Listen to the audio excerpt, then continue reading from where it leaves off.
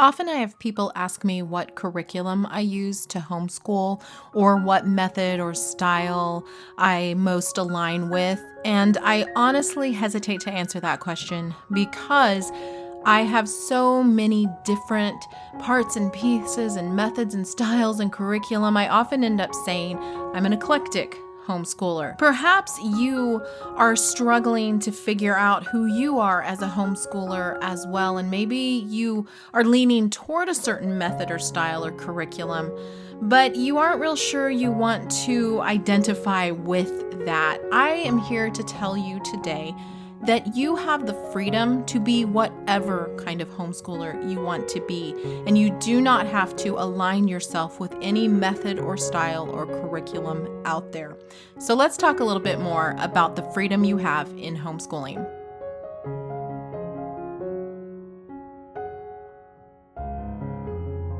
Hello, friends, and welcome to the Raising Arrows podcast. I'm Amy Roberts from raisingarrows.net, and this is episode number 176, Finding Freedom in Your Homeschool. I recently started reading Pocketful of Pine Cones again for probably the third or fourth time since I bought the book many years ago. The book is written for mothers who are interested in the Charlotte Mason method, but are maybe a little overwhelmed by the method and just kind of want to understand how it works in everyday life. So Karen Andriola, who many moons ago was a big proponent of Charlotte Mason homeschooling, wrote this book for mothers to see how Charlotte Mason methods could work in an everyday life as a homeschooler. I find that reading this book aloud to my children has actually helped them to understand nature and nature walks and nature notebooks and a more relaxed atmosphere to homeschooling. And so I have often read it aloud to my children, and they have found great joy in this book. My 8-year-old and 10-year-old daughters are the ones I am reading it to currently, and they beg me to read from it every single day. So you can see that it's not just for mothers, but it is geared toward mothers. That said, when I bought the book, I was really hoping to become a full-blown Charlotte Mason mom.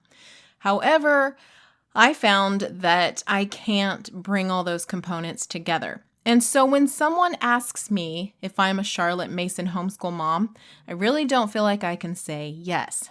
There are plenty of blogs out there and information and curricula and all kinds of things that espouse the Charlotte Mason method, but I don't feel like I can speak fully to Charlotte Mason's methods on my blog and podcast because I don't fully embody that particular method.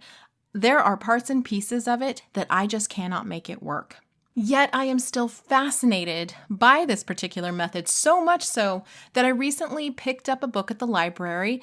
It was Modern Miss Mason by Leah Bowden. In that book, she talks about her journey to the Charlotte Mason methods and how to make them work. And she's really kind of the modern version of not only Charlotte Mason, but also Karen Andriola and the ones who forged the path some 20 years ago when we were first kind of learning about Charlotte Mason's methods in homeschooling. Homeschooling has really gone through a major metamorphosis where it began sort of as this school at home where people were just taking workbooks that they may have been using in the public schools and then recreating school at home. Some parents were unschooling as well. They were just kind of trying to deprogram their children from the things that they were finding in the public school that they weren't really interested in having their kids being a part of. But there were no real methods. It was really just how can we give them an education that does not go against our religious beliefs. And of course, now you see homeschooling is not just a religious movement. There are plenty of atheists and other religions that homeschool. It's still more common for Christians to be homeschooling, but there are also things like methods and curricula and styles and all kinds of a plethora of information out there, literally. I mean, a smorgasbord, more than you could ever consume is out there on the internet and in libraries and on podcasts and YouTube. You are inundated with information about how to homeschool, what to use to homeschool, and the different styles and ideas for homeschooling, so much so that it can be incredibly overwhelming. Whereas back 20 years ago, when these Charlotte Mason methods were kind of coming back into style again, being rediscovered by some of the newer homeschool moms, and then being put out there in information and books and websites, it was really kind of a new idea and something that was a breath of fresh air. And so understandably, someone like myself who was brand new to homeschooling, who ran across these ideas, would want to try this latest, greatest thing and hopefully make it work. And it really did have a lot of components that I wanted for my homeschool. And when someone asks me what I think of the Charlotte Mason method, I absolutely love it. I just can't make all of it work for our family. But in this book, Modern Miss Mason by Leah Bowden, she talks about a term called nafas, which literally means breath. And I got to thinking about that and how that word embodies this happy sigh of all your experiences. Not nostalgia exactly, but somewhat of a just joyous comfort, cozy feeling, and recognizing that all the experiences that you've had or that you've given your child are something they're going to carry with them the rest of their lives. Ultimately, that is not just a Charlotte Mason concept. In fact, it's not a Charlotte Mason concept. This is just a word that Leah Bowden had run across, I think, in an article that she was reading in a magazine. She wanted to bring that to her educational experience, and I absolutely agree with that. I agree that that is what we want to embody. We want to bring all of these experiences together for our children and have them carry them through. We want to bring their spiritual training, their educational disciplines, and all of the things that make up our homeschool day. We want those to be memories. We don't want it to just be a didactic, down your throat, lesson after lesson life. That should set you apart from the public school system or the private school system, because we are more about experiences as homeschoolers, and we are more about a holistic approach. That is why Sally Clarkson and her husband Clay wrote the book Educating the Wholehearted Child, because it was a wholehearted experience. And that is another book that I highly recommend if you're looking for inspiration. However, my caveat to all of this is that as you are looking for inspiration, as I was looking for inspiration, I wanted to be everything that that one book or that one blog or that one author embodied. I wanted to take all of their ideas and I wanted to make them mine. So when I was unable to implement everything in the Charlotte Mason method, for instance, and those things are mainly narration and copy work. Those are the big ones that I just have never been able to make happen. Somewhat because I think part of me doesn't fully buy into it. And so it feels a little bit like busy work, and I am not interested in busy work in my homeschool. I know there will be a lot of Charlotte Mason proponents out there who will tell me there is no way that that is busy work.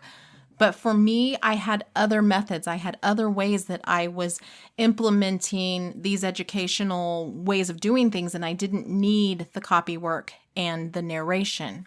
Another thing I struggled with was notebooking, and I've gone back and forth with notebooking. Sometimes we use it, sometimes we don't.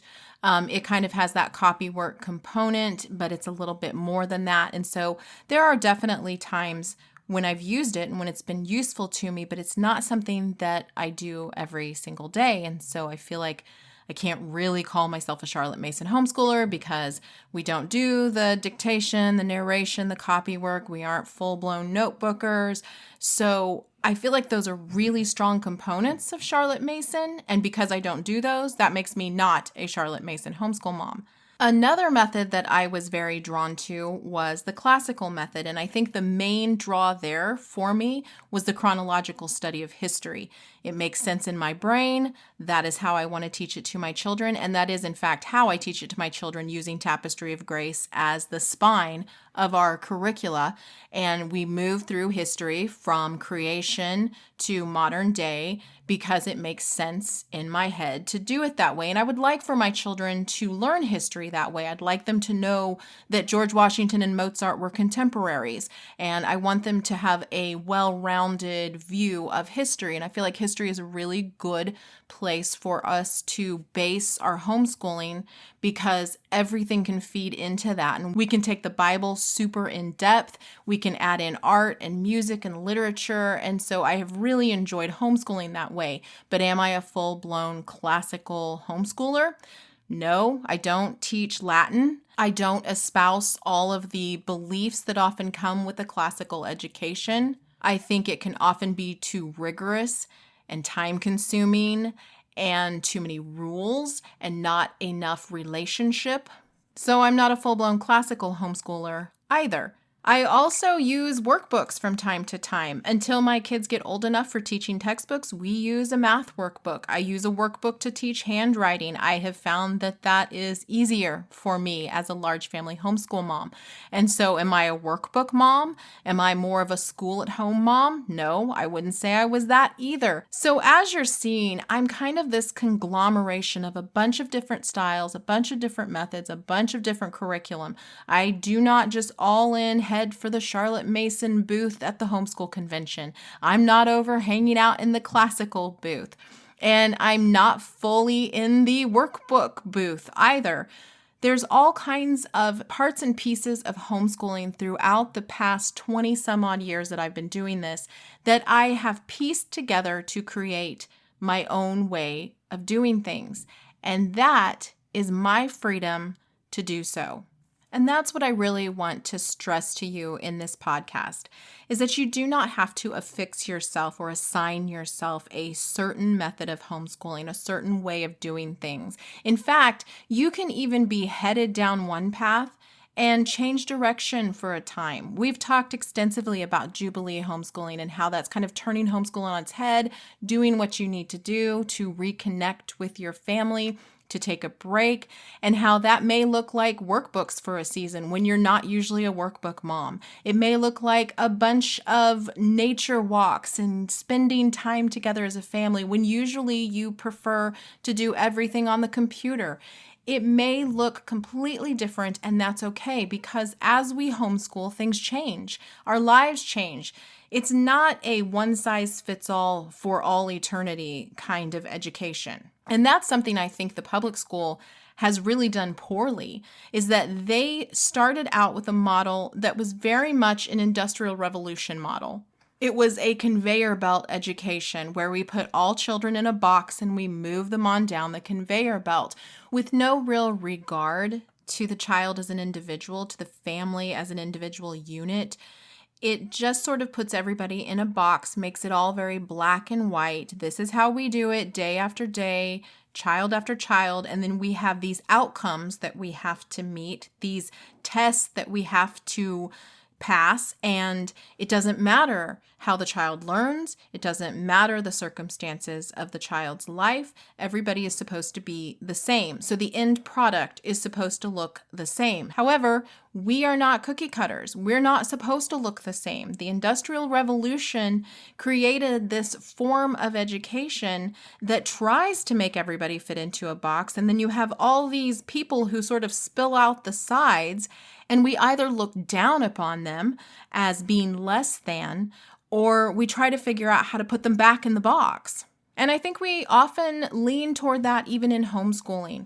We think that the end result of homeschooling should look a certain way. And for some of us, that means that we want our kids college bound.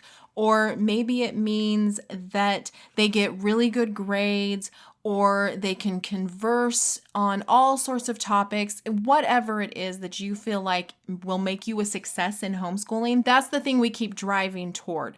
And if we don't get that result, we're going to be upset. And if we don't get that result for all of our children, we're going to be upset, or we're going to see ourselves as failures. But that's not the case. We have to make sure that we respect who we are as homeschool moms, what makes us tick, what makes our hearts sing, what curriculum makes sense to us. We've talked extensively on this podcast about respecting and honoring yourself as a homeschool mom and your children and your individual families, because we're all so different.